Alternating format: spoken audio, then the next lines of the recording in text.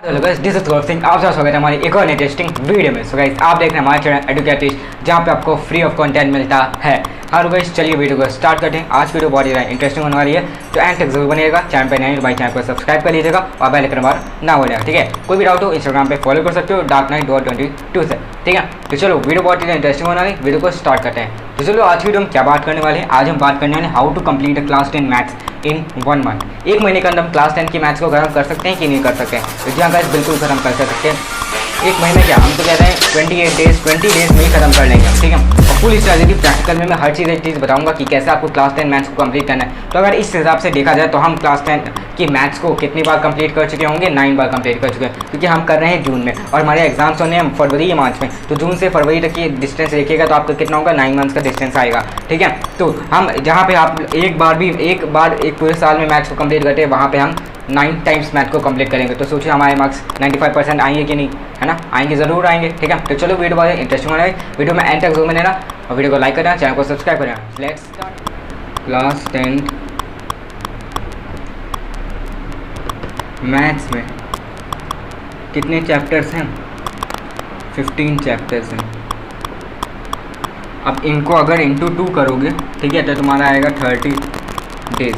Means ये एकदम तुम्हारी क्लास 10 की मैथ्स एकदम करेक्ट एक महीने के लिए ही है, ठीक है। एक महीने में तुम खत्म कर सकते हो, लेकिन ये तो फिर भी ज़्यादा हो गया एक महीना। इससे कम में कैसे खत्म करना है। तुम्हारे आखिरी के चैप्टर्स क्या हैं? Chapter number 14, 15। चैप्टर नंबर 14 तुम्हारा प्रोबेबिलिटी है, और मतलब जो भी सीक्वेंस देख लेना, ठीक है। और ये 15 तुम्हारा स्टैटिक्स मान के चलो, ठीक है। तो ये दोनों चैप्टर तुम्हारे ईजी हैं, ये ईजी कवर हो जाएंगे। ये एक दिन के चैप्टर हैं, ठीक है। तो इसमें तुम सिर्फ 2 दिन दोगे, ठीक है। बाकी चैप्टर्स में तो 2 दिन, इसके 2 दिन थे तो 4 हो जाते, लेकिन इसमें 2 ही दिन देने, तो हमारे -2 हो जाएंगे, दैट इज़ 28 डेज, ठीक है। अब बात करते हैं रियल नंबर्स की। तो रियल नंबर भी छोटा ही चैप्टर है, उसमें भी एक दिन नहीं लगेगा, ठीक है। एक ही दिन लगेगा, 2 दिन नहीं लगेगा।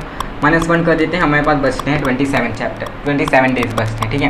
मैक्सिमम मान के चलो 27 डेज तो लगाने। बाकी सारे चैप्टर में तुमको 2 दिन तो देने ही पड़ेंगे, 2-3 दिन, ठीक है। कोई चैप्टर में 1 दिन दे सकते हो, और कोई तुम्हारे जैसे कि ट्राइंगल्स है, सर्कल्स हैं, उसमें तुम्हारे ज़्यादा टाइम लग सकता है, 3-3 दिन 4-4 दिन भी दे सकते हो, ठीक है। तो इस हिसाब से देखा जाए तो हम 28 ही मान के चलते हैं, ठीक है।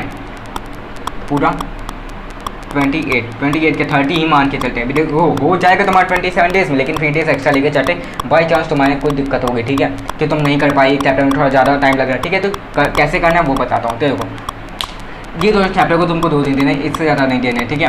अब यहाँ पे वेटेज मान के चलते, यहाँ पे पहले समझ लेते कौन से चैप्टर में से सबसे ज़्यादा एग्जाम में आता है, ठीक है। तो देखो तुम्हारा जो ये वाला चैप्टर है, क्वाड्रेटिक इक्वेशन, ठीक है। क्वाड्रेटिक इक्वेशन हो गया, कोऑर्डिनेट ज्योमेट्री, ठीक है। और तुम्हारा कौन सा हो गया? ट्रिग्नोमेट्री एंड ट्राइंगल्स, ठीक है।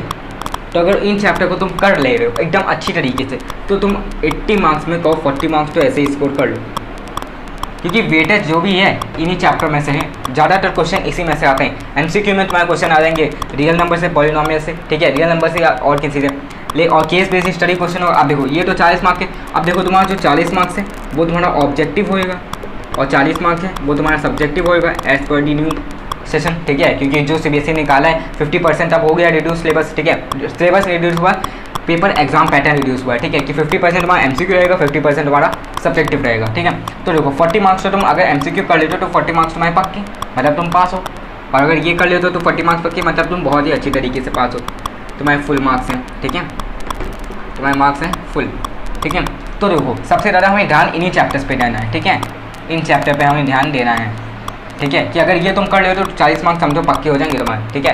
देखो अब ये 40 मार्क्स है, तो 40 मार्क्स में से तुम्हारे 30 to 20 मार्क्स तो पक्के हो जाएंगे, 20 to 30 मार्क्स पक्के हो जाएंगे अगर तुमने ये चैप्टर कर लिए। सबसे ज़्यादा वेटेज इन्हीं चैप्टर में से आता है, ठीक है। एमसीक्यू की बात करें तो उसमें तुम्हारा रियल नंबर से आएगा। केस बेस की बात करें तो उसमें तुम्हारा किस में आएगा? सरफेस एरिया वॉल्यूम में से, ठीक है। सरफेस एरिया वॉल्यूम तुम किसके लिए करोगे? केस बेस के लिए करोगे, ठीक है, जो मैंने पूरे साल देखा है उसके हिसाब से मैं बता रहा हूँ, और सैंपल पे बैठे।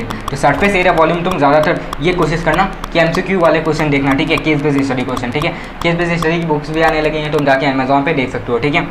और ये इन चैप्टर में अगर सब्जेक्टिव जो तुम्हारे क्वेश्चन है उनमें कौन सी प्रैक्टिस करनी, तो उनमें सबसे ज़्यादा प्रैक्टिस इन चैप्टर की करना। ट्रिग्नोमेट्री में सबसे ज़्यादा मुश्किल वही आती है आइडेंटिटीज़ को याद कर लेना, ठीक है।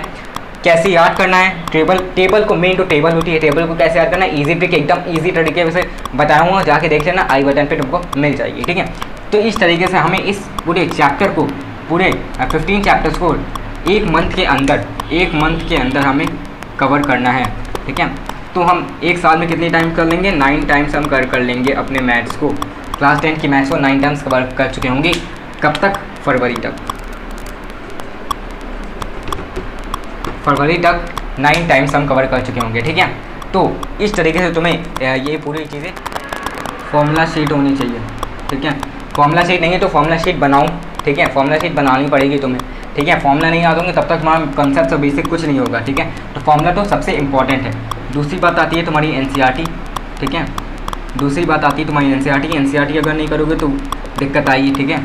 क्योंकि पेपर में क्वेश्चन होते हैं एनसीईआरटी से उठ के आ जाते हैं, एकदम सेम टू सेम क्वेश्चन उठ के आ जाते हैं एनसीईआरटी में से, ठीक है। तो अगर तुम्हारा 80 मार्क्स का पेपर है तो उसमें तुम तो 70 मार्क्स तो ऐसे ही स्कोर कर लो अगर तुमने एनसीईआरटी रख रखी है, ठीक है। तो इसको बहुत ज़्यादा इंपॉर्टेंट, ये दोनों चीज़ अगर तुम कर ले रहे हो, हार्ट एंड सोल समझ के समझो, ये मैथ्स के हैं। अगर तुमने ये कर लिए तो एल्टीमेटली हमारे पक्के हैं, ठीक है। फिर आती है तीसरी बात, फॉर्मूला हो गया, एनसीईआरटी हो गई, अब तुम्हारा हो गया कंसेप्ट, ठीक है। कंसेप्ट मतलब means definition, concept means theorem, ठीक है। जो थ्योरम्स है ट्रायंगल्स में, ठीक है, जैसे बीपीटी हो गई, सीपीसीटी हो गई, ये सारी चीज़ तुमको लर्न करनी पड़ेंगी क्योंकि ये प्रूविंग वाले क्वेश्चन में सबसे ज़्यादा काम आती हैं, ठीक है। तो मेन अगर देख के चलें तो यही तीन चीज़ें जो हैं वो इंपॉर्टेंट है। अगर तुम करना चाहते हो रिफ्रेशर, ये तो ऑप्शन है, तुम कह सकते हो रिफ्रेशर, ठीक है। अब देखो रिफ्रेशर तब काम आती है जब तुम बोर्ड्स के एग्जाम आ जाते हैं, क्योंकि वहाँ पे क्या है, तुम्हारा क्वेश्चन तुम्हारे टीचर्स नहीं बताते या तुम्हारे स्कूल में बताते, वहाँ बनाता कौन है, सीबीएसई। अब सीबीएसई क्या है, एक ही क्वेश्चन को कोई दूसरे तरीके से घुमा के बता दे, तो रिफ्रेशर उसी तरीके से काम आती है। सेकेंड वे ऑफ क्वेश्चन इसको कह दो, ठीक है, सेकेंड वे ऑफ क्वेश्चन कह दो या थर्ड वे या फोर्थ वे, ठीक है। तो एक क्वेश्चन को अलग अलग तरीके से कैसे समझा जा सकता है, कैसे किया जा सकता है, वो तुम अगर चाहिए तो तुम इस पे जाना रिफ्रेशर पे, ठीक है। और बाकी तुम एनसीईआरटी तो कर ही रहे हो, ठीक है। अब एनसीईआरटी कर ही रहे हो तो उससे तुम्हें समझ आ जाएगा, ठीक है। तो ये कुछ टिप्स है कि तुम मैथ में कैसे तुमको एक महीने के अंदर कवर करना है और कैसे अच्छी तरीके से कि तुम 100% स्कोर कर लो मैथ्स में, ठीक है, कि 100% तुम पूरा कवर कर लो मैथ्स में, ठीक है, जिससे कि तुम्हारा 90 to 95% आ जाए एग्जाम में, ठीक है। तो ये थी वीडियो, उम्मीद है पसंद आई वीडियो, तो वीडियो को लाइक कर देना, चैनल को सब्सक्राइब कर देना और बेल आइकन दबाना ना भूलें। चलो मिलते हैं अपनी नेक्स्ट वीडियो, तब तक के लिए जय भारत, जय Hind, next video, bye bye.